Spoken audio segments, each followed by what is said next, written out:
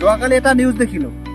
নিউজটো হৈছে নগাঁৱত এটা পুখুৰীত কুইণ্টেলে যি ৰাসায়নিক সাৰ প্ৰয়োগ কৰিছে নহয়, আপোনালোকে হয়তো সেই নিউজটো চাইছে, আৰু যিসকলে চোৱা নাই মই অকণমান স্ক্ৰীণত লগাই দিছোঁ, চাব। লোকেল মাছ খাই ভাল পায় নেকি আপুনি? তেন্তে সাৱধান। লোকেল মাছৰ নামত কি খাইছে আপুনি জানেনে? প্ৰথমে চকুৰে মনিব নোৱাৰা এই বৃহৎ পুখুৰীকেইটালৈ চাওক। এই পুখুৰীটোত মাছ পুহি বছৰি লাখ লাখ টকা উপাৰ্জন কৰি আছে পুখুৰীৰ গৰাকীয়ে। এইবাৰ পুখুৰীৰ পাৰত থকা এই বস্তাসমূহলৈ চাওক। এইবোৰ ইউৰিয়া সাৰৰ বস্তা। মাছৰ শ্ৰীবৃদ্ধিৰ বাবে পুখুৰীত ছটিয়াবলৈ এনেদৰে বস্তাই বস্তাই আনিছে ইউৰিয়া সাৰ। পুখুৰীত ইউৰিয়া সাৰ ছটিয়াবলৈ সাজু আছে নাও। এই দৃশ্য নগাঁৱৰ দাঁতি কাষৰীয়া ইটাপাৰৰ। আৰু দেখি বুকুখন কঁপিছে নাই? এতিয়া আমি সেনেকুৱা মাছেই খাই আছোঁ। আচলতে আমি লোকেল মাছ বুলি, নগাঁৱৰ ফিচাৰী মাছ বুলি আমি খুব সোৱাদ লাগি খাওঁ। অন্ধ্ৰপ্ৰদেশৰ মাছতকৈ নগাঁৱৰ মাছত অকণমান হ'লেও লোকেল বুলি ভাবি আমি সকলোৱে খুব সুন্দৰকৈ মাছবোৰ কিনি আনি খাওঁ। কিন্তু কালি দেখিলে নহয়, এই নগাঁৱত কেনেকুৱা ধৰণে ৰাসায়নিক সাৰ অৰ্থাৎ ইউৰিয়া প্ৰয়োগ কৰিছে গাড়ীকে গাড়ী পুখুৰীত। গতিকে এই ভিডিঅ'টো দেখি মোৰ কিন্তু বিৰাট ভয় লাগিছে, আৰু মোৰ দৰে হয়তো আপোনাৰো ভয় লাগিছে যে আমি আচলতে মাছৰ নামত খাইছোঁ কি। ইউৰিয়া কিমান মাৰাত্মক আমাৰ শৰীৰৰ কাৰণে সেই কথাটো মই ক'ব নালাগে, আপোনালোকে প্ৰত্যেকেই জানে। ভিডিঅ'টোত আমি মাছত সাৰ দিয়া এনেকুৱা ধৰণৰ মাছ যদি আমি খাওঁ, আমি কম দিনতে মৃত্যুৰ সময়টো খাটাং।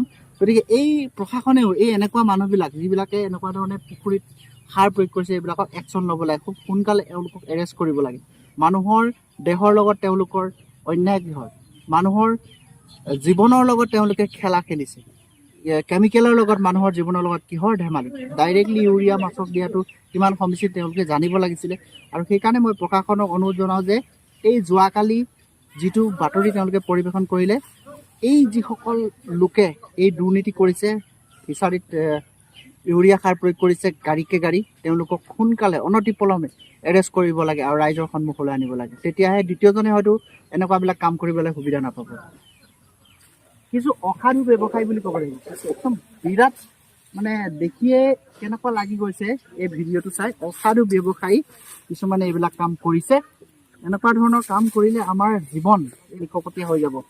আজি কৰোণা ভেকচিন লোৱাৰ পিছত প্ৰতিজন মানুহেই শাৰীৰিকভাৱে দুৰ্বল হৈছে। কৰোণাৰ যিটো ভেকচিনটো যে কিবা খেলি মেলি আছে, এইটো স্বীকাৰো কৰিছে চৰকাৰে। তেনে ক্ষেত্ৰত মানুহবিলাক দুৰ্বল হোৱাটো আমি প্ৰত্যেকে অনুভৱ কৰিছোঁ। ইয়াৰ পিছতো যদি এনেকুৱা ভেজাল দেশকৈ আমি এনেকুৱা ভেজাল বস্তু খাই থাকোঁ, তাকো মাছত, তেতিয়াহ'লে আমাৰ এই জীৱনটো কি হৈ থাকিব? আমি কেইবছৰ জীয়াই থাকিম?